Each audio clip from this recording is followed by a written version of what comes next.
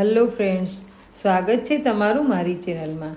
તો આજે આપણે બનાવીશું એકદમ સરળતાથી અને જલ્દી ઘટ્ટ બની જતો દૂધપાક। તો આ દૂધપાક છે ને એ તમે એકવાર ખાઓ ને તો વારંવાર તમને બનાવવાનું મન થાય। તો ચાલો આપણે બનાવીએ રજવાડી દૂધપાક। તો મેં અહીં અડધી વાટકી બાસમતી ચોખા લઈ લીધા છે, જે મેં થોડીવાર પાણીમાં પલળવા દીધા છે અને પલાળીને રાખ્યા છે। અને તમે પણ તમારા ટેસ્ટ મુજબ ચોખા છે એ વધતા ઓછા કરી શકો છો। મેં 1.5 લીટર દૂધમાં અડધી વાટકી ચોખા લીધા છે। તો તમે જો વધારે ચોખા ખાતા હોય તો વધારે લેવા। હવે મેં એક કડાઈ લઈ લીધી છે અને તેમાં મેં થોડું ઘી નાખી અને ચારે તરફ કોટ કરી લીધી છે, એટલે કે ઘી પ્રસરાવી દીધું છે કે જેથી કરીને કડાઈમાં દૂધ છે એ નીચે પણ ન બેસી જાય અને ઉકળતું હોય ત્યારે કોરે પણ ન બેસી જાય।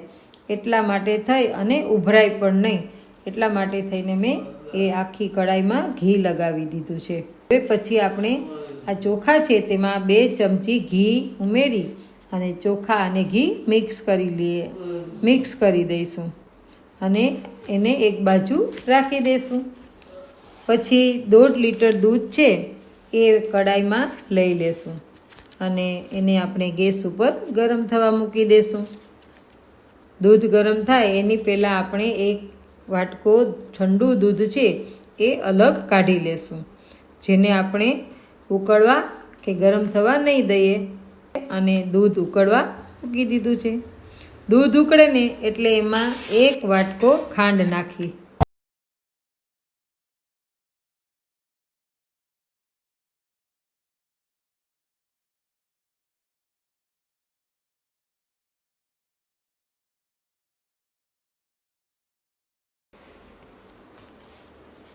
તો દૂધ ઉકળવા લાગ્યું છે તો મેં તેમાં 1 વાટકો ખાંડ નાખી દીધી છે।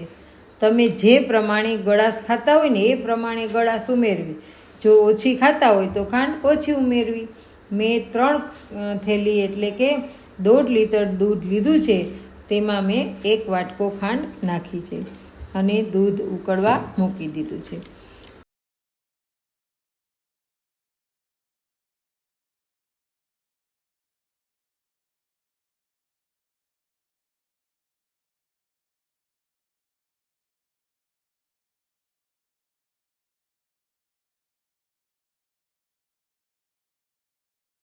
મેં થોડું કેસર લીધું અને એક નાની વાટકીમાં તે ઓલું ગરમ દૂધ લઈ અને તેમાં પલળવા મૂકી દીધું છે અને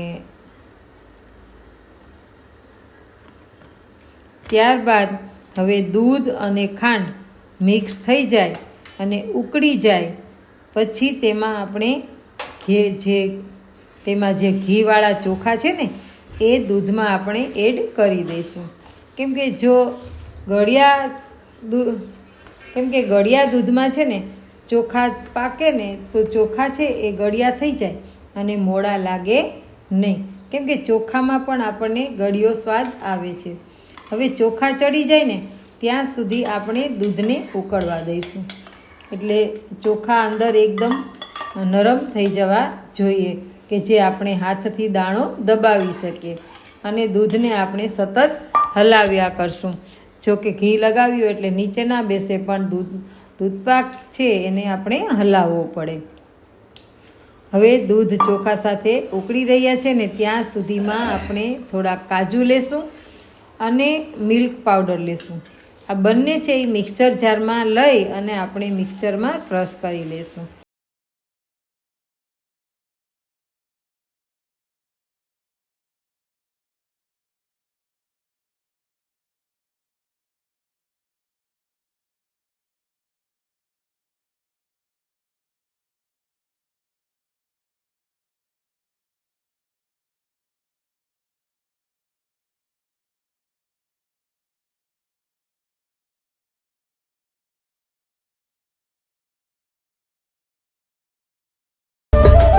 અને કાજુ અને એનો પાવડર જો કેવો થઈ ગયો છે તો આપણે એ દૂધમાં નાખી અને તો હવે આપણે જે 1 વાટકો ઠંડુ દૂધ કાઢેલું છે ને એ પણ મિક્સર જારમાં નાખી અને દૂધનો પાવડર અને કાજુ તેની સાથે પીસી લેશું.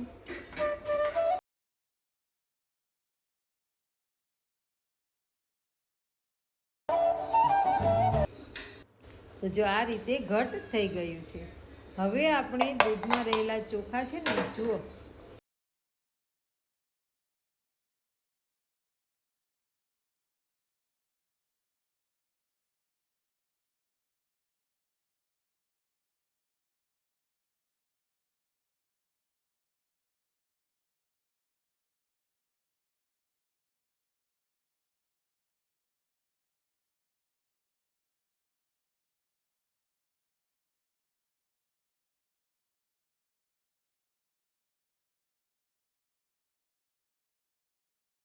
હવે જુઓ આ દૂધમાં ચોખા છે ને એ ચડી ગયા છે. દાણો દબાવતા આપણને દેખાય છે.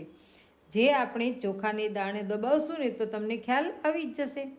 તો ચોખા ચડી ગયા છે અને આ દૂધપાક ઘટ થવા માટે આપણે જે મિલ્ક પાવડર અને કાજુ અને દૂધનું જે મિશ્રણ છે ને એ એડ કરી દઈશું. એ એડ કરવાથી દૂધપાક છે એ જલ્દી ઘટ થઈ જાય છે.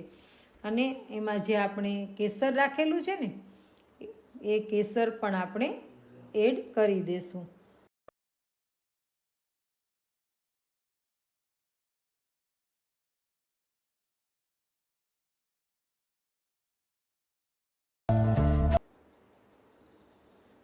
તો જુઓ કેવો સરસ મજાનો દૂધપાક થઈ ગયો છે તૈયાર. તો મિલ્ક પાવડર ઉમેરવાથી એકદમ દૂધપાક છે એ ઘટ થઈ જાય છે, જાડો થઈ જાય છે.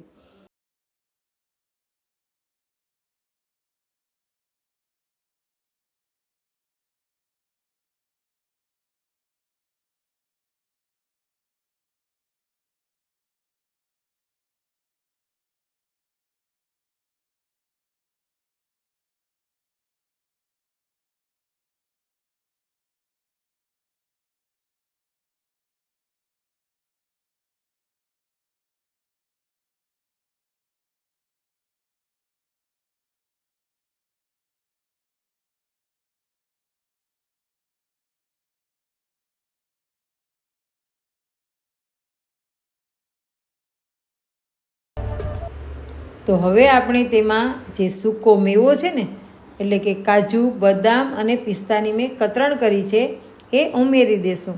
મેં ચારોલી નથી નાખી, પણ તમે તેમાં નાખી શકો છો તમારા ટેસ્ટ મુજબ વધતા ઓછા પ્રમાણમાં.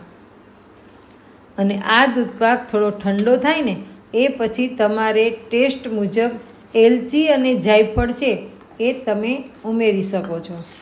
આ દૂધપાક ઠંડો થાય પછી એકદમ ઘટ થઈ જાય છે.